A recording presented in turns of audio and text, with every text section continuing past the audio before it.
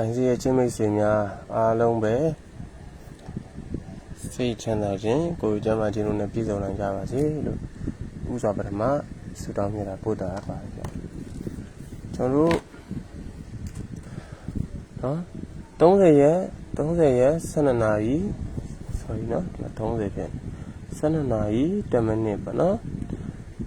ကျွန်တော်30ရက်12နာရီ10မိနစ်အတွက်ကျွန်တော်ရမျိုးတွေနော်အင်္ဂါနေ့ကျွန်တော်30ရက်12နာရီ10မိနစ်အတွက်ကိုနော်လက်ဆင်းလေးဆွေးနွေးခြင်းဖြစ်ပါတယ်အဲ့တော့ကျွန်တော်ညီကောင်တို့အားလုံးကျွန်တော်နဲ့အတူတူကြည့်ကြရအောင်ပေါ့နော်အရင်ဆုံးကျွန်တော်တို့ဝမ်းချင်းလေးနဲ့အရင်ဆုံးသွားမယ်နော်အဲ့တော့4နာရီခွဲထွက်တဲ့6ခုက6ထဲတဲ့4နာရီခွဲထွက်တယ်နောက်နေ့4နာရီခွဲထွက်တယ်3ည1က1အပိတ်တဲ့6နဲ့1နဲ့ပေါင်းချင်းဒီကျွန်တော်ညီကောင်တို့ဘာရလဲဆိုတော့6နဲ့1နဲ့ပေါင်းချင်းဒီခွန်ပါတဲ့ခွန်ရဲ့နက်ခတ်ဒီက3ညခွန်3ညဒီဝမ်းချင်းခွန်3ညဝမ်းချင်းဒီမှာဘာလို့ရှိခဲ့တာလဲဆိုရင်ကျွန်တော်တို့60ဆိုတဲ့3ညအပိတ်နော်7နာရီ sorry 4နာရီ30ရထွက်တယ်3ည1က3ညထိတ်နေ39က9ပိတ်3ညနဲ့9နဲ့ပေါင်းချင်း3ညနဲ့9နဲ့ပေါင်းချင်းဒီကျွန်တော်ရဲ့ညီကောင်တို့ဘာရလဲဆိုရင်9ပါတဲ့9ရဲ့နက်ခတ်ဒီက6 96ဒီဝမ်းချင်း96ဝန်းချင်းကဘာလို့ရှိခဲ့တာလဲဆိုရင်98ဆိုတဲ့9ထိပ်စီပါတဲ့အဲ့တော့ကျွန်တော်39က3ထိပ်စီ396က6ပိတ်3နဲ့6နဲ့ပေါင်းချင်း3နဲ့6နဲ့ပေါင်းချင်းဒီကျွန်တော်ရဲ့ညီကောင်တို့ဘာရတာလဲဆိုရင်9ပါတယ်အဲ့ဒီ9ကိုကျွန်တော်တို့ကနော်အဲ့ဒီ9ကိုနက်ခတ်ခေါ်တဲ့အခါမှာ6 96ဒီကကျွန်တော်တို့ဝန်းချင်း96ဝန်းချင်းမှာဘာထွက်ရှိခဲ့လဲ68ဆိုတဲ့6ထိပ်အဲ့တော့ကျွန်တော်ထပ်ကြည့်မယ်ဆိုရင်396က3ထိပ်စီ92က9ပိတ်3ညနဲ့9နဲ့ပေါင်းချင်း3ညနဲ့9နဲ့ပေါင်းချင်းဒီ9ပါအဲ့ဒီ9ကိုနက်ခတ်ခေါ်တဲ့အခါမှာ6 96ဒီဝမ်းချင်း96ဝမ်းချင်းမှာဘာထရှိခဲ့တာလဲဆိုရင်ကျွန်တော်ညီမ6ဘူးဆိုတဲ့6ထိပ်6ဘူးဆိုတဲ့6ပိတ်เนาะအဲ့တော့ထပ်ကြည့်မယ်ဆိုရင်ね29က2ထိပ်စီ52က2အပိတ်เนาะ2နဲ့2နဲ့ပေါင်းချင်းကျွန်တော်ညီကောင်က4ပါတဲ့အဲ့ဒီ4ကိုကျွန်တော်ကနက်ခတ်ခေါ်တဲ့အခါမှာ4နှစ်ဒီဝမ်းချင်း4နှစ်ဝမ်းချင်းမှာဘာထရှိခဲ့တာလဲဆိုရင်ね60နှစ်ဆိုတဲ့2အပိတ်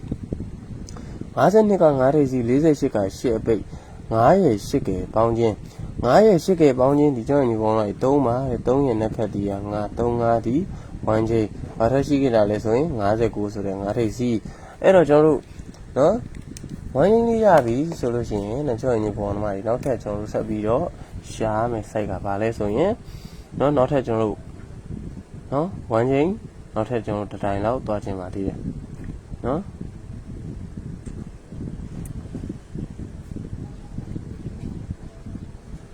60က6ထိပ်စီတဲ့3ည6က3ညထိပ်နော်3ညရဲ့6ကပေါင်းခြင်း3ညနဲ့6နဲ့ပေါင်းခြင်းဒီကျွန်တော်ရဲ့ညီကောင်တို့ဘာရလဲဆိုရင်6ပါတဲ့အဲ့ဒီ6ကိုပေါင်းခေါ်တဲ့အခါမှာ6တစ်ဒီချိန်နော်98က9ထိပ်စီ29က2အပိတ်နော်9ရဲ့2ကပေါင်းခြင်း9ရဲ့2ကပေါင်းခြင်းဒီကျွန်တော်ညီကောင်မတွေ1ပါတဲ့အဲ့ဒီ1ကိုပေါင်းခေါ်တဲ့အခါမှာ6 6ဒီက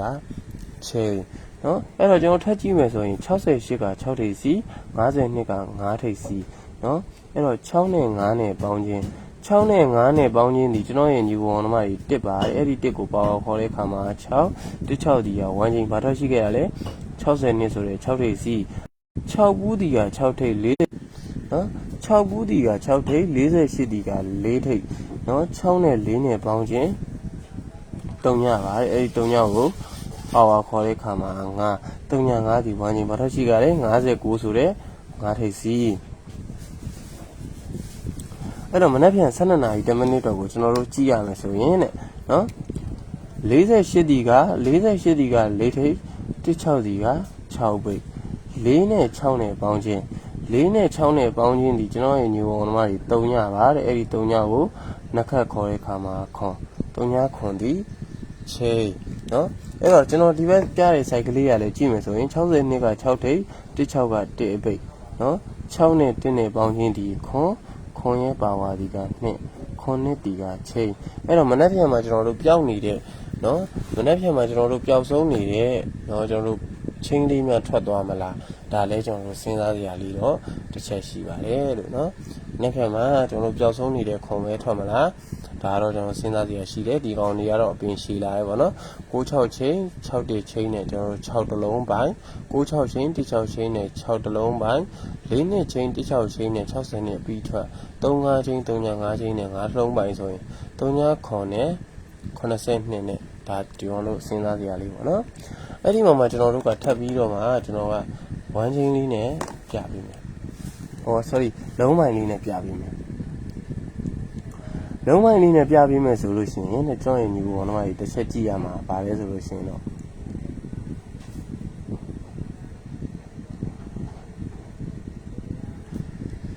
24က4ဘိတ်39က3ထိပ်စီ98က9ထိပ်စီ4ရဲ့3ရဲ့ပေါင်းခြင်းခွန်မှာခွန်နဲ့9နဲ့ပေါင်းခြင်းကျွန်တော်ညီဘောတော့ဗာရလဲခွန်နဲ့9နဲ့ပေါင်းခြင်းခွန်နဲ့9နဲ့ပေါင်းခြင်း6ပါဟုတ်ပါတယ်အဲ့ဒီ6ကိုကျွန်တော်တို့နက်ခတ်ခေါ်တဲ့အခါမှာsorry နက်ခတ်မခေါ်ဘူးเนาะအဲ့ဒီ6ဒီကျွန်တော်တို့ကလုံးပိုင်းเนาะအဲ့တော့ကျွန်တော်ထပ်ကြည့်မယ်60က3ညာအပိတ်3ညာ6က3ညာအပိတ်เนาะ3ညာနဲ့3ညာနဲ့ပေါင်းခြင်း3ညာအဲ့ဒီ3ညာနဲ့ကျွန်တော်တို့68က6ထိပ်စီနဲ့လှမ်းပေါင်းမယ်ဒီ3လုံးပေါင်းခြင်းဒီ6အဲ့ဒီ6ဒီလုံးပိုင်းเนาะ98က8ပိတ်29က2ထိပ်စီအဲ့တော့8နဲ့2နဲ့ပေါင်းခြင်း3ညပါအဲ့ဒီ3ညနဲ့60ဦးက6ထိပ်နဲ့ပေါင်းခြင်းကျွန်တော်8နဲ့2နဲ့ပေါင်းခြင်းဒီကျွန်တော်8နဲ့2နဲ့ပေါင်းခြင်း3ည3ညနဲ့6နဲ့ပေါင်းခြင်း6အဲ့တော့ကျွန်တော်တို့ကအဲ့ဒီ6ဒီလုံးပိုင်းထပ်ကြည့်မယ်ဆိုရင်68က8ပိတ်52က5ထိပ်စီ8နဲ့2နဲ့ပေါင်းခြင်း8နဲ့2နဲ့ပေါင်းခြင်းဒီကျွန်တော်တို့က3ပါတယ်အဲ့ဒီ3နဲ့62က6ထိပ်နဲ့ပေါင်းခြင်းဒီကျွန်တော်တို့ဒီ3လုံးပေါင်းခြင်းဒီ9ပါတယ်အဲ့ဒီ9ဒီလုံးပိုင်းเนาะအဲ့တော့ကျွန်တော်ထပ်ကြည့်မယ်ဆိုမနေ့ပြန်16ပိတ်48က4เนาะ6ဘူးက6ပိတ်48က4ထိပ်စီ6နဲ့4နဲ့ပေါင်းခြင်း3ညเนาะ59က5ထိပ်နဲ့ကျွန်တော်ပေါင်းခြင်းဒီเนาะ59က5ထိပ်နဲ့ပေါင်းခြင်းဒီကျွန်တော်ညီပေါ်တော့ဗာရလေ5ဆိုပြီးတော့ရတယ်အဲ့တော့မနေ့ပြန်5တလုံးပိုင်းနဲ့เนาะမနေ့ပြန်မှာကျွန်တော်တို့က6ပိုင်း90เนาะ6ပိုင်း6ပိုင်းကျွန်တော်တို့96 16နဲ့6ဘူးเนาะ6ပိုင်း16ချင်း4နှစ်ချင်းနဲ့60နှစ်9ပိုင်း35ချင်း35ချင်းနဲ့59မနေ့ပြန်39ခွန်ချင်း9ချင်းနဲ့5ပိုင်းနဲ့ကျွန်တော်တို့ဗာများထွက်မလဲဒါလည်းစဉ်းစားစရာလေးတော့ရှိပါတယ်လို့เนาะအဲ့တော့မနေ့ပြန်မှာကျွန်တော်တို့မျှော်လင့်ဆောင်စားနေတဲ့ကဏ္ဍလေးများထွက်မလားဆိုတာလေတကယ်ကိုเนาะစဉ်းစားစရာပါလို့เนาะမနေ့ပြန်ကလည်းကျွန်တော်တို့က83နဲ့ချိပါတယ်เนาะ83ချင်းနေလည်းရှိပါတယ်အဲ့တော့ဒါဒီကလက်တော့ site ဖြစ်တယ်ဒါဒီကလက်တော့ site ဖြစ်ပါတယ်ကလန်နာ site တော့မဟုတ်ဘူးเนาะကျွန်တော်ကလန်နာ site ကလေးတွေကျွန်တော်ချပေးခြင်းပါသေးတယ်ဒါပေမဲ့ကလန်နာ site ကတော့ကျွန်တော်နည်းနည်းတော့ဘယ်လိုပြောမလဲနည်းနည်းတော့ရှုပ်တယ်เนาะကလန်နာ site ကတော့နည်းနည်းတော့ရှုပ်ပါတယ်အဲ့တော့ကြောင့်မလို့ကျွန်တော်ကလန်နာ site ကိုမပြပေးခြင်းဖြစ်ပါတယ်အဲ့တော့30ရက်နေ့မှာเนาะဒီမှာစာရွက်တွေလည်းအများကြီးကုန်မယ်ပေါ့နော်အဲဒါကြောင့်ကလန်ဒါ site ကလေးကိုကျွန်တော်မပြပေးတာပါ letter site အလွယ်လေးတွေပဲပြပေးခြင်းဖြစ်ပါတယ်ဗျာနော်အဲနောက်ထပ်ကျွန်တော်တို့တပင်နဲ့ထပ်ပြီးတော့သွားမယ်ဝမ်းချိန်ပြီးသွားပြီဆိုလို့ရှိရင်လည်းကျွန်တော်ညူပေါ်တော့ကျွန်တော်ကနော်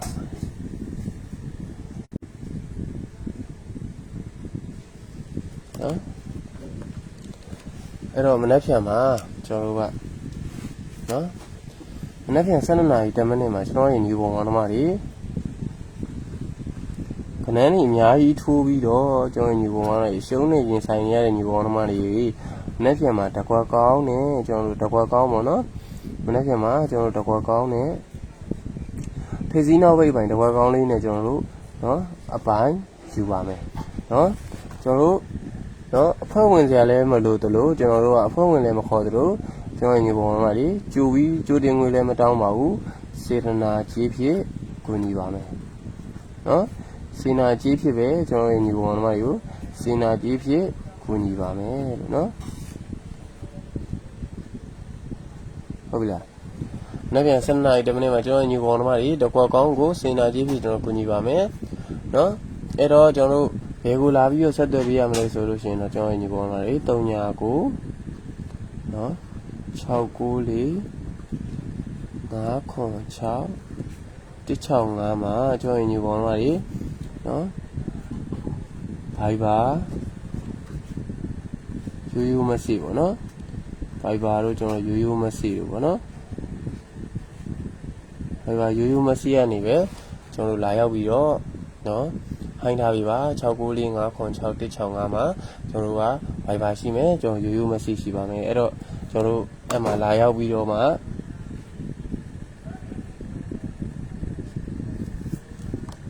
နော်ဟိုင်းထားပြီးလို့ရပါတယ်လို့နော်အဲ့တော့ကျွန်တော်ညီကောင်တို့မနေ့ကမှအကွက်တွေအများကြီးနေပဲရှုံးပေါ်ပါဘောနော်မနေ့ကမှကျွန်တော်တို့ဒါတော့အမှန်မှန်တော့လက်ခံနိုင်နေကျွန်တော်ညီကောင်တို့မနေ့ကတကွက်ကောင်းနဲ့ကျွန်တော်နော်အမြဲယူခြင်းနဲ့ဆိုရင်တော့လာရောက်ပြီးတော့ဟိုင်းထားပြီးဖို့ပြောချင်ပါတယ်အဲ့တော့ဟုတ်ပြီကျွန်တော်ဘက်ကနေပြီးတော့မှလက်ရှိထွက်လာတဲ့ຢာလေးကိုကဏ္ဍလေးတွေပြန်ထုတ်ပေးပါမှာအဲ့တော့မနေ့ကတော့ကိုကျွန်တော်တို့က3ညာခွန်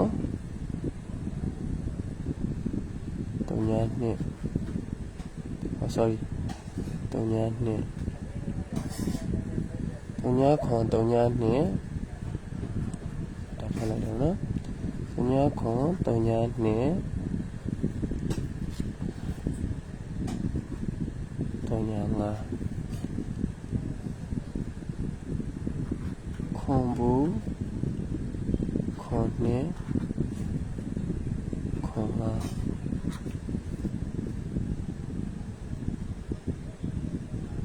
ပြီးတော့25ဆိုတော့ပေါ့နော်25ဆိုတော့ပေါ့လေးပါပါမယ်80 3ညာ2 3ညာ5ခွန်ဘူးခွန်နဲ့ခွန်5နဲ့5ပေါ့နော်ကျွန်တော်မနေ့ပြန်မှာကျွန်တော်ကဘရိတ်ကလေးအနေနဲ့ပြီးရမယ်ဆိုရင်တေးနော်တေး6 10ဘရိတ်ပါတေး6 10ဘရိတ်တေး6 10ကီးပါနော်မနေ့ပြန်တော့ကျွန်တော်ဗရိတ်နဲ့ကီးလေးပြီးတာပါမနေ့ပြန်မှာကျွန်တော်ဒါနေကုံ168ဗရိတ်နဲ့168ကီးဖြစ်ပါတယ်เนาะအဲ့တော့168ဗရိတ်နဲ့ကျွန်တော်ညီကောင်တို့တွေကိုကျွန်တော်ကဒါပြီးမလဲဆိုလို့ရှိရင်မနေ့ပြန်မှာ51 56เนาะ53ဟုတ်ပြီလား51 56 53ကျော်ညီကောင်မကြီးပြီးတော့58ပါဒါမနေ့ကကျွန်တော်ပေးခြင်းနဲ့ဒါ brain နဲ့ပတ်သက်တဲ့ခဏလေးတွေဖြစ်ပါတယ်เนาะ3ညာခွန်3ညာ2 3ညာ5ခွန်ဘူးခွန်နဲ့เนาะခွန်5 2 5 5 1 5 6 5 3 5 8ပေါ့เนาะဒါကျွန်တော်ပေးခြင်းတဲ့ခဏလေးတွေဖြစ်ပါတယ်အဲ့တော့မနေ့ကမှကျွန်တော်တကွာကောင်းတဲ့ကန်ဆက်ရှင်တဲ့အမျိုးတွေစီနာကြီးစီကျွန်တော်ကူညီပေးပါမယ်695မှာကျွန်တော် Viber ရှိမယ်ရိုးရိုးမရှိเนาะလာရောက်ပြီးတော့ဖိုင်ထားပေးပါเนาะ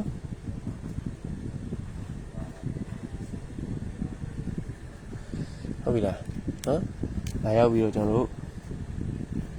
ဖိုင်ထားပါเนาะအဲ့တော့အားလုံးကိုကျေးဇူးအများကြီးတင်ပါတယ်เนาะ